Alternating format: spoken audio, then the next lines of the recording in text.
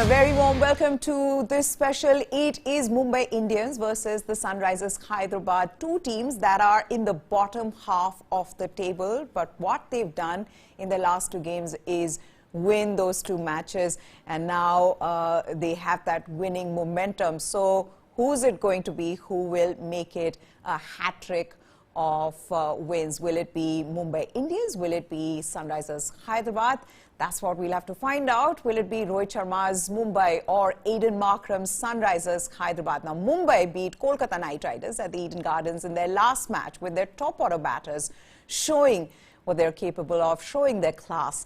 And Piyush Chawla then turned back the clock, whereas Harry Brooks, he showed why he's being billed as the future superstar, scoring a brilliant 100 against Kolkata Knight Riders to take Sunrisers to victory in their last game. So both these teams have beaten Kolkata Knight Riders in their last game. I'm joined by Jamie Alter, a senior cricket writer, anchor, actor, YouTuber, dons many hats. Also with me is Anand Vasu, a dear friend, but more importantly, a brilliant cricket writer. Gentlemen, thank you so much.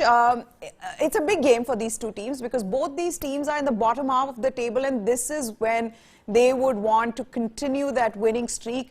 Anand, who has the advantage today?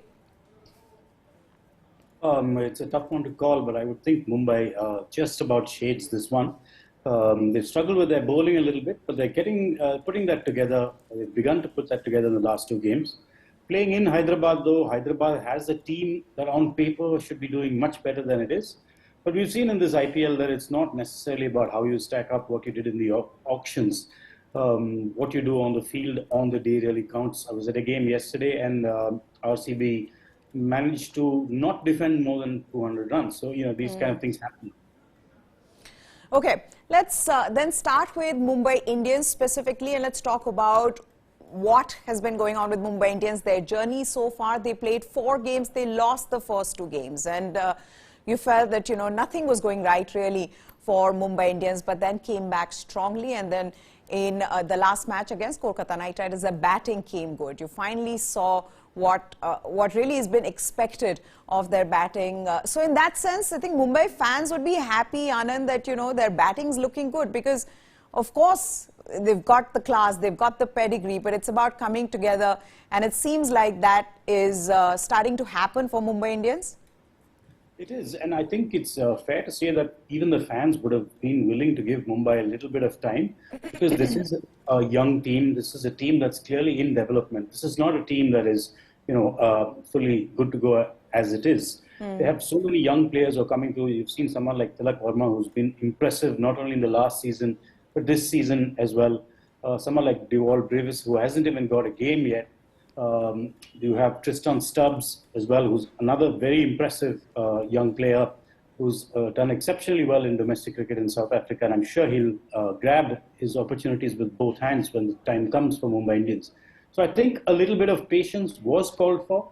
And Rohit Sharma as well, as we know, has not really had the best of times in the last couple of seasons. But with him, again, giving that confidence at the top of the order, the rest of the batsmen will settle down. And once the Mumbai batting settles down, you think that the team will start slowly climbing up the ladder in the points table.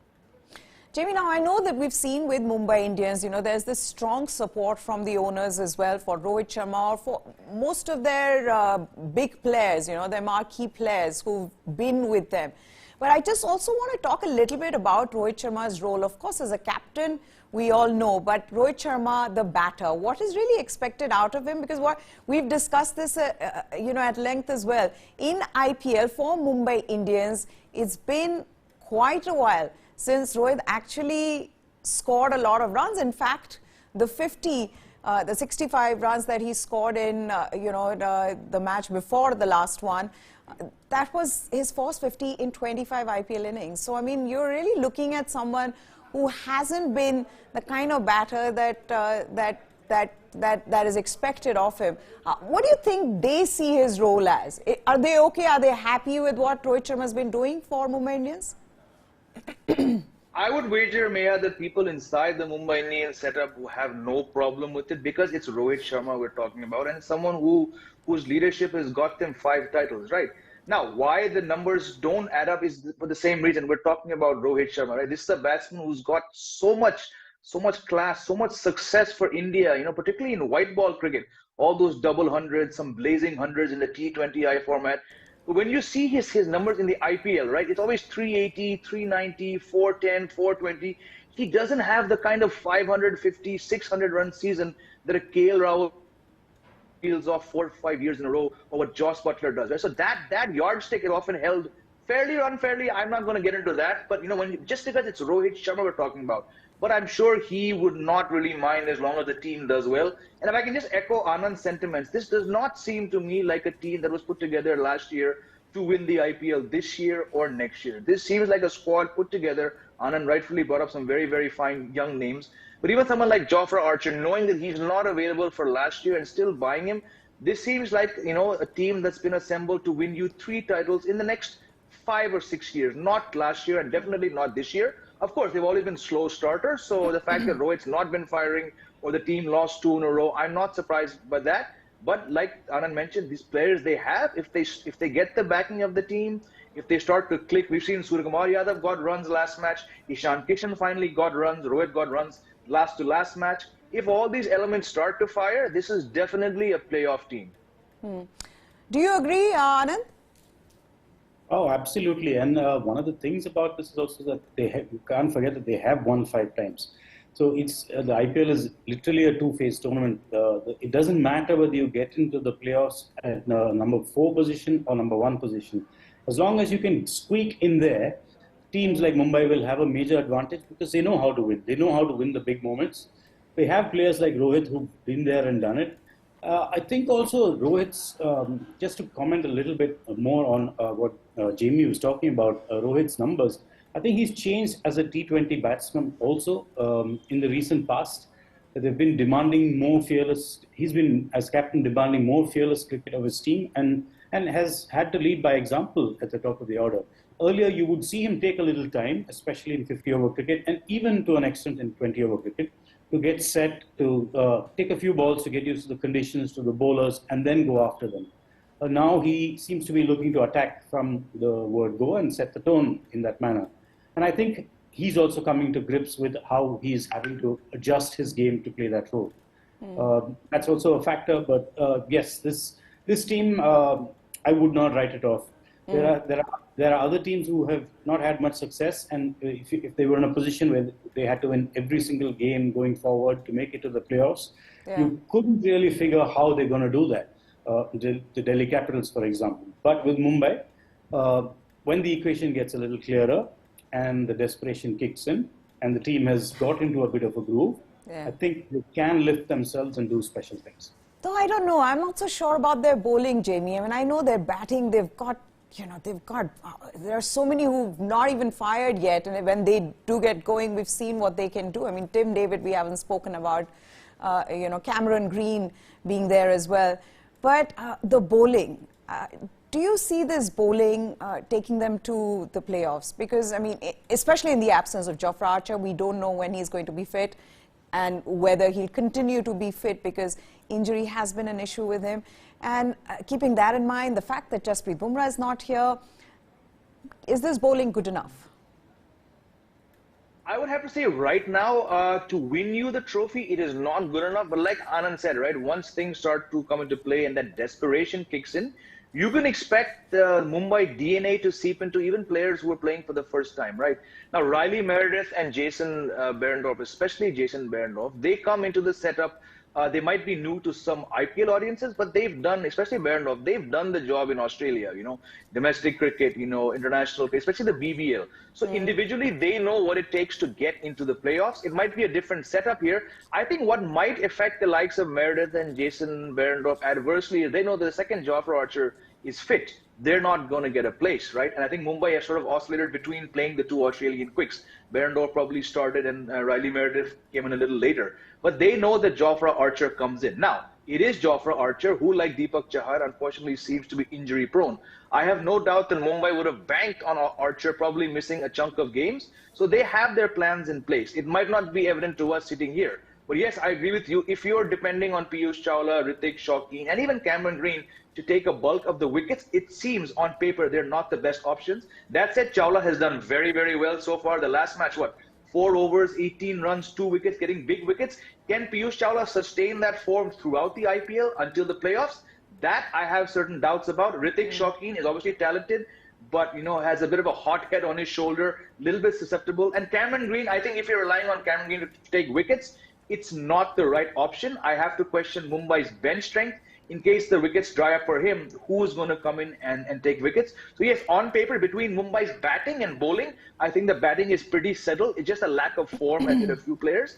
There are certain questions, but like I said, if Riley Meredith and Behrendorff start to kick in and deep into their vast reservoir of experience, I think the team will be pretty good if they get to the playoffs. Which then takes me to the next question, Anand. Then will Mumbai Indians as a team will just now look to outbat oppositions, because that's what seems like the best option for them? A team that would more often than not want to chase than defend because they know the batting is their strength. Yeah, I think it would be fair to say that if there was a power score game, then you would bank on the opposition to put it past Mumbai's bowlers.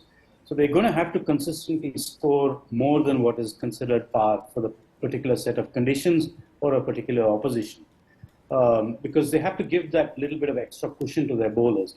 None of their bowlers are particularly bad bowlers. It's not saying that there's a lack of talent, but there is an obvious lack of a leader in that bowling group. Now, this would have been Jasprit Bumrah or would have been Jofra Archer, but with both of them out there, it seems like you've got a lot of supporting bowlers. You've got a lot of supporting actors, but they're trying to do this movie without a hero, which doesn't necessarily work all the time. I think if they had just that one bowler to lead the attack, show the way, then a lot of these bowlers would be much better than they even currently are. We're seeing Piyush Chawla rise a little bit because he's had that experience. I can't even remember when he made his debut. It feels like he's been playing forever. But he's, at this age, when he's lifting himself, he's doing well. You have someone like a young Duan Janssen in the reserves. His brother Marco, his twin Marco, is obviously much better known. But he plays a similar role, left arm, bats a bit. So they've got a lot of these guys who are just below, being that leadership role. It's like the second tier is completely in place, but they're missing that leader. If someone can step up, I think this bowling lineup could still do an adequate job, if not be a dangerous or intimidating. Yeah, for now, Piyush Chawla is stepping up and, has surprised everybody. When he was bought at the auction, and I know Jamie and Anand, both of you would agree, would say, is he past his prime? Why are they, getting him? But he seems to have done well, turning back the clock, making you gentlemen feel young. Jamie?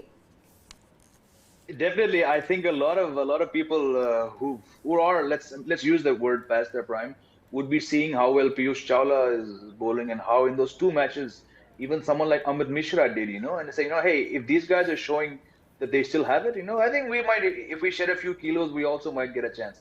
But look, jokes aside, it's that experience, right? And the fact that Anand saying that he can't remember when Piyush Chawla first played for India, it just says that the guy's obviously got a lot of experience. And yes, you might not look like the fittest player, but if you can land the ball on the square and get the ball to fizz and break, which both Chawla and especially Mishra are doing, no team is going to have a problem with that. Because you also have the impact player rule, right? Yeah. You don't have to be on the field be around for the whole 40 overs. Come on, bowl your overs, especially Mishra. Mishra is the perfect impact player. Come on, bowl your overs. Thank you. Go back and have a drink.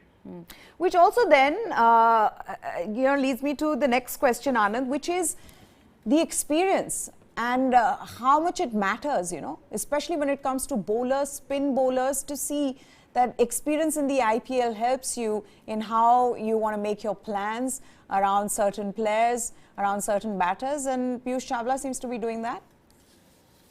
Yeah, I think it certainly makes a difference. We've seen in these last few games, when you have an inexperienced bowler, especially when they don't have perhaps that much guidance from their captain or wicketkeeper, when they tend to make a mistake, say drag one ball short, the next ball is almost always an overcompensation with the ball being too full, and the batsman is setting himself up and being ready to take advantage of that.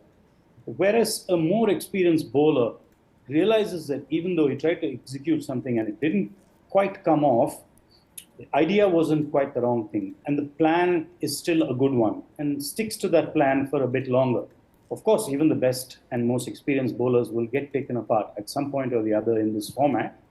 But you need to stick to your plans. If you stick to your plans, bowl the best possible ball that you can for that situation and still get hit, you just have to put up your hands and say the batsman was too good for me on the day. But the problem is when you go away from those plans and try too many different things, don't bowl to the field that's been set for you by your captain, repeatedly make the same mistakes and not learn from it. That's the problem. And experienced bowlers tend not to do that. And as Jamie pointed out, now with this impact player rule, you can see all the slightly aging leg spinners, shall we say, performing that role. Amit Mishra, you've got Karan Sharma, you've got Piyush Chawla. Probably did not think any of these three would figure in any team's first 11 plans in this IPL. But you're seeing that the leg spinner bowling quick on the stumps and getting the ball to turn a bit is having a big impact, much more so than left-arm spinners or off-spinners in the early part of this tournament. Absolutely. Okay, what about impact players, gentlemen? Do you see that impact players have actually made an impact? And also specifically about Rohit Sharma, Jamie, is that something that could become a trend or it was a one-off? Rohit Sharma coming in as an impact player. Interesting question. I would like to say it's a one-off because I mean Rohit Sharma doesn't seem like someone who's going to skip any match. But again, when you have that luxury, right? Keep in mind, I mean, I'm going to stick out my neck and say that you perhaps will see it again because it's a World Cup here. And rare has that IPL season gone by when Rohit Sharma has not emerged, 100% fit.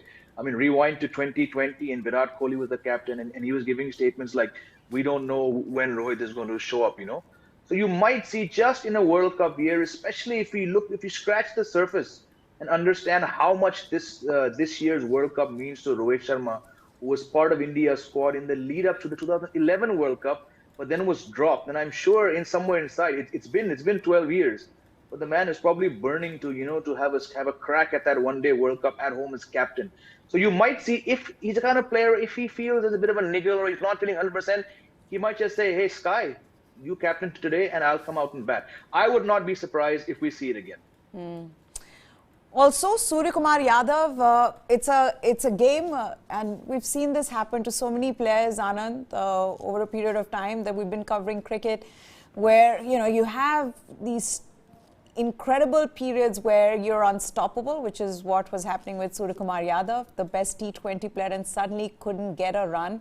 He would have slept, peacefully after the game against Kolkata Knight Riders, where he scored 40-odd runs, because it can get really difficult for someone like Suryakumar Yadav, where you had changed the whole format, really, and now you cannot score any runs. So, would be slightly more at peace?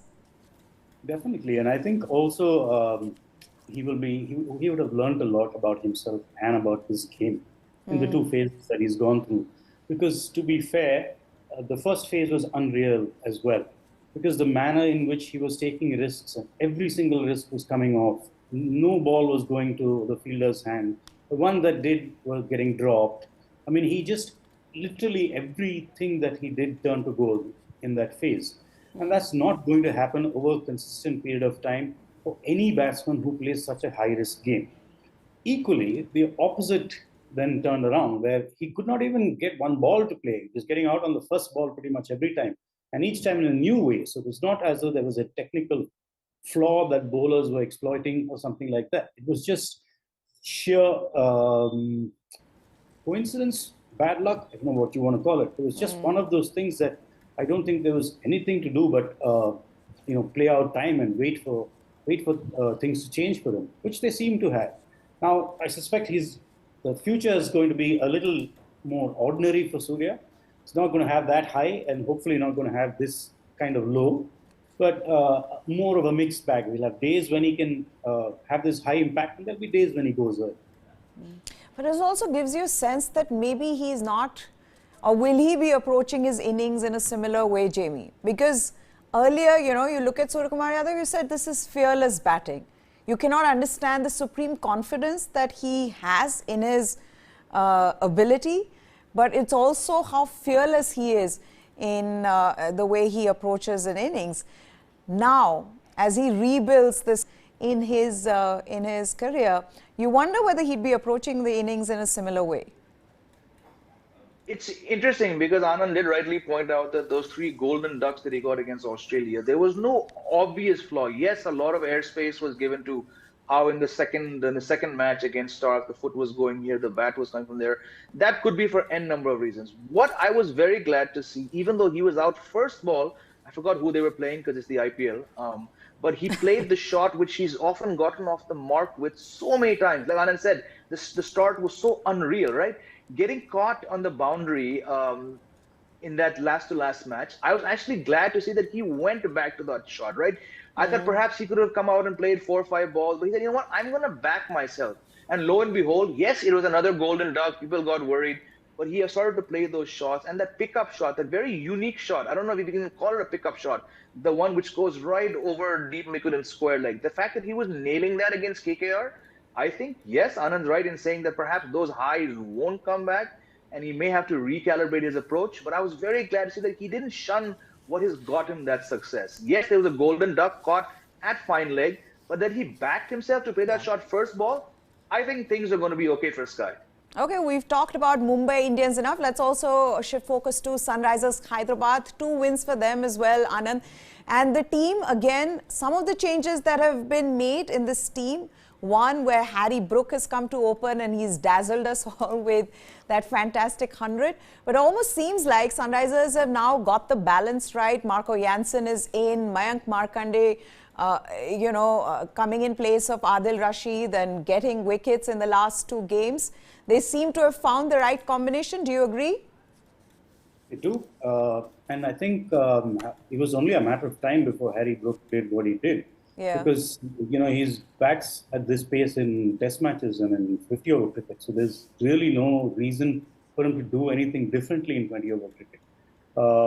We have, however, in the past seen some players like Sehwag who, score at a fast clip in longer formats, but then try a bit too hard in T20s and perhaps don't come off as effectively.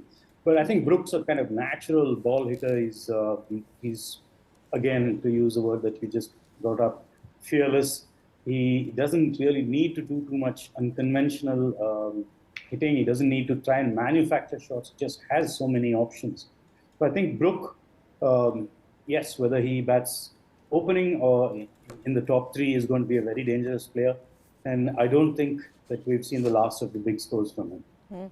Also, Jamie, I know you've got to leave, but quickly, Brian Lara's decision to get him to open and just the way he went around scoring that 100, I think he was helped tremendously by Aiden Markram, by Abhishek Sharma as well, because when the spinners came on, that's when he kept giving the strike to them. It is something that he'll have to work on as well. Bats well against the pacers, but it's the spinners where his strike rate comes down. That's something that he will, over a period of time, learn. But that's also something that now teams will look to do against him. Today, you can expect maybe a Piyush Chawla come in and bowl at him. Yeah, absolutely, because the stats do say that in the last few years, his strike ability against leg spin is not as good as it is against pace. But I'm glad, whether Brian Lara or whoever took that call, because sometimes you've got a guy, he is the future. We've seen what he's done across formats, especially in the test format, scoring all those runs, call it baseball approach, call it inner ability, whatever you want. The guy has really done a lot of good things in a short span of time at the highest level. And then you go for 13.5 crores, there's going to be expectations. And I like how candid Harry Brook was after he got that 100 and saying that, apart from putting pressure on myself, I also gave perhaps a bit too much importance to online trolls. And there's no way to shut people up, no matter who they are, than by scoring runs. And to get 100 like that. But, his innings was sort of divided into 3 parts. He started off very well. Then the spinners came on. He sort of slowed down. And I was very glad to see, like you rightly mentioned, that Aiden Markram came on and got 50, at about a strike rate of 190. Or you need that kind of role. And once Harry Brook was able to see off that passage, I think the 100 was almost inevitable. Is he going to go and do it again day in, day out? Unlikely, because there will be teams, like you mentioned, Piyush Chawla, and other teams with this data driven world that we live in. People will know what to bowl to him. And for better or worse, he's now got to figure out, how do I play that kind of innings now that I've shown the Indian audience what I can do. All right, we let Jamie go, but Anand will continue to stay with us. Let's also talk about their bowling, Anand, and pretty similar to how Mumbai Indians bowling has been, where, you know, Bhuvneshwar Kumar, the leader of the pack, hasn't been able to impress like he's done in the past. So he's struggling, and then everybody around him, they haven't been able to bowl as well. Again, an area of concern for them where their batting is actually good, but bowling is a problem. Well, I think they've struggled to get the balance right, Yeah. but they've seem to be getting there at the moment. Because, you know, someone like Adil Rashid is such a successful bowler in this format for England. And to see him not being able to replicate that success in India is a bit surprising. But Mayank Markanday is very promising. He's rated very highly by some of the experts that I've spoken to recently. So he's someone to look out for. And Bhuvneshwar Kumar, again, has that experience. He's going to make the tweaks that are required. He's going to make the changes, small changes that are needed to ensure that even if he's not posing the greatest threat to the opposition, he's at least going to keep things under wraps. So I think for Hyderabad, it was more a question of getting their combination right, more a question of getting the balance right. They do have enough players in the mix who can do the job. I didn't ask you about the impact player and, you know, whether they've had the kind of impact that's expected or that, you know, that people were talking about. What do you make of the impact player rules so far that you've seen all the matches? You know, there are some interesting ones like Rohit Sharma coming in and batting.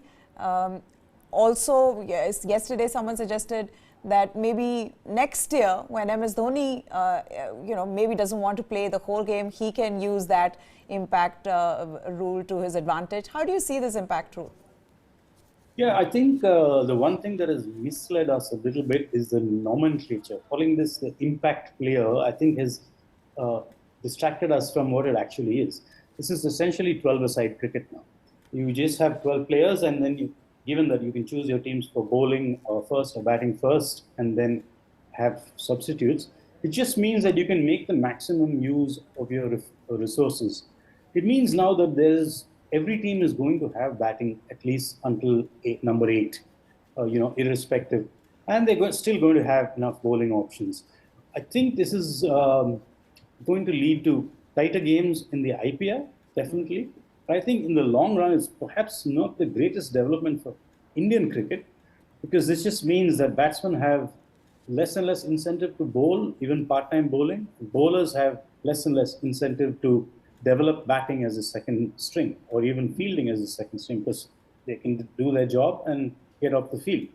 So I think you're going to, this is going to have an impact maybe 6-7 years down the road, where young cricketers perhaps are not trying to develop all-round skills as much as they used to. You know, remember there was a time when most of India's batsmen were pretty handy bowlers not long ago. You had Tendulkar, you had Ganguly, you had Sehwag, you had Yuvraj, Suresh Raina. You had all these guys who could do one thing but also do another thing. Whereas now, most of the batsmen don't really do anything with the ball, and the bowlers, well, they can hang in there, but they're not particularly great batsmen either. That's actually a very valid point that you've raised. And in fact, India has struggled to get those, you know, your top order batsmen who can bowl a bit. And you said those names. And that's one of the reasons why India did well in that 2011 World Cup with Yuvraj Singh's bowling and batting. Okay, also just coming back to Sunrisers Hyderabad, you talked a bit about Mayank Markanday. How impressed have you been, and what have been the conversation? Like you said, you spoke to some of the experts about Markanday, because he has really stood out for Sunrisers Hyderabad, and like I said earlier, he helps in the balance as well. I know Adil Rashid's sitting out, but Marco Jansen can come in. Your thoughts on Markanday, a little bit more? Yeah, he's been very impressive. I think for a young spinner to have as much control as he has and to have the kind of temperament that he has is a very good sign. He's been very economical as well, which helps the captain keep control of the game. Even if you're taking wickets, if you're going for a lot of runs, the captains tend not to have that much faith in you in the big moments and in the pressure situations. That hasn't been a problem with Markle. And he's been that impressive that he's kept a player like Washington Sundar out of the 11. There's someone who's an exceptional bowler who can bowl up front, who can bowl on the death, top quality batsman as well. So it clearly shows that the team management is backing Markande. And I think when a young spinner has that confidence of the captain and the management, he's bound to pay back the team with results. Not just stay at the potential level or the talent level, but actually come up with performances. Abhishek Sharma batted well, had a wonderful season last year.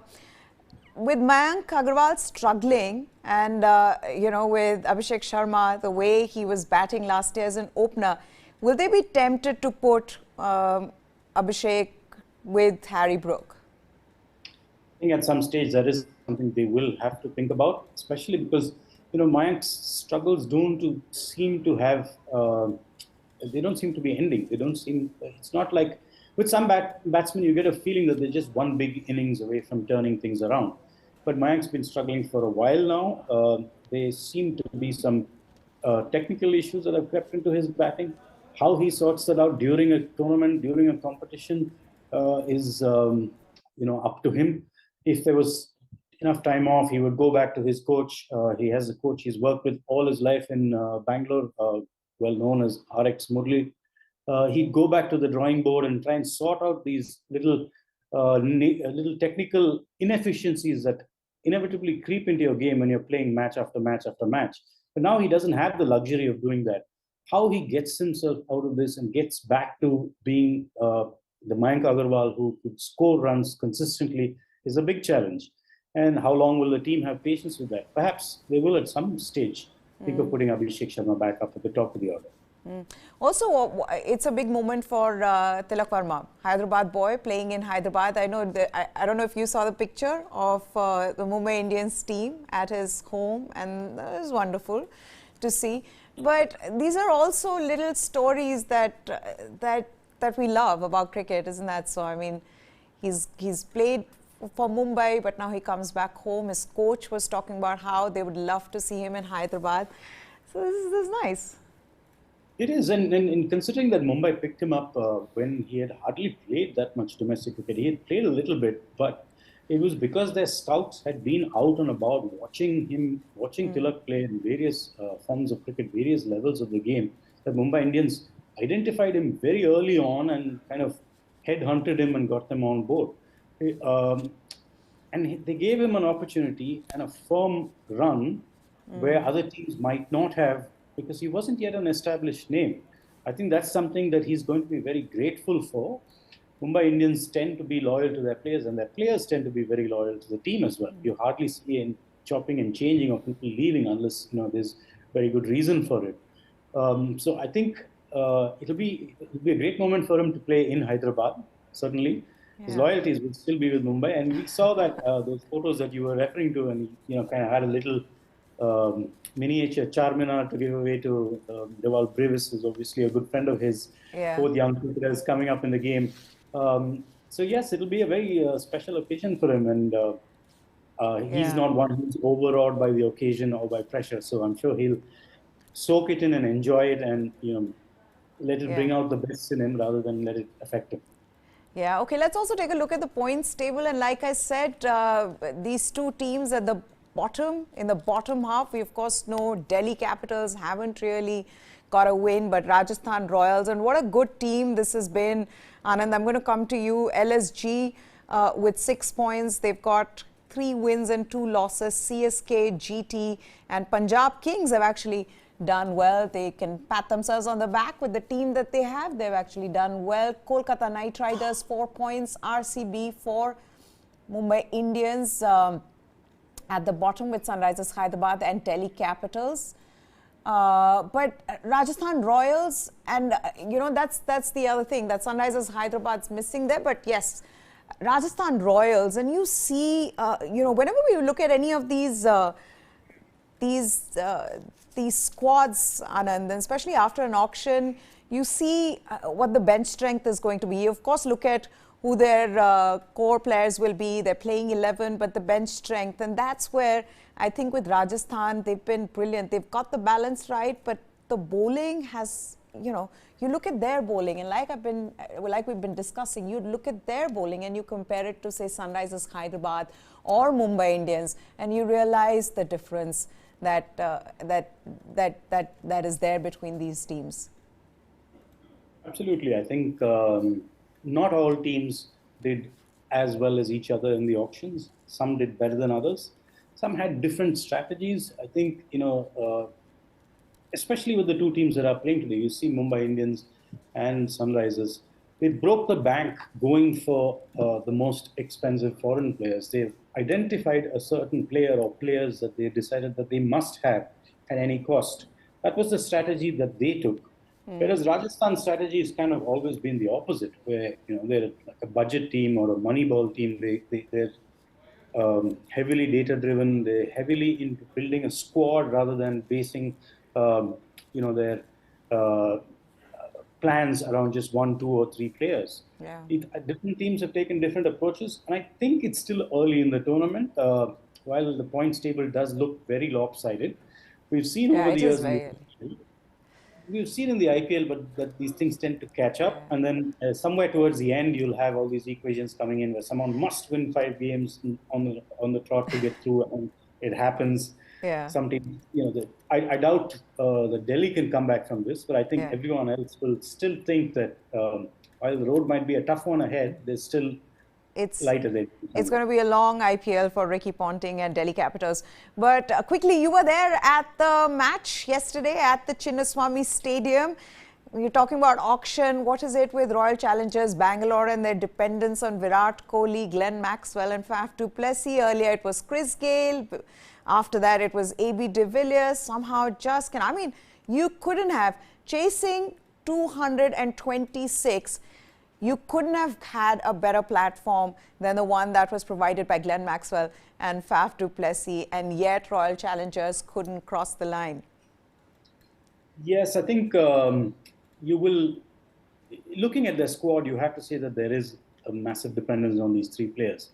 Now you're going to say that they're missing Rajat Patidar, which is true. A strong homegrown talent is exactly what they're missing. I think Mahipal Lomror, while a good player, struggling to step up at the moment. They are lacking that, apart from Kohli, that Indian player who can play strongly for them. Even Shahbaz Ahmed, they've hardly used with the ball, playing him more as a batsman. Yes, Bangalore relying very heavily on these 3 players, which is fine also at the Chinnaswamy Stadium, because you seldom go past the 4th or 5th wicket over there. You don't need it when the balls disappear into all parts.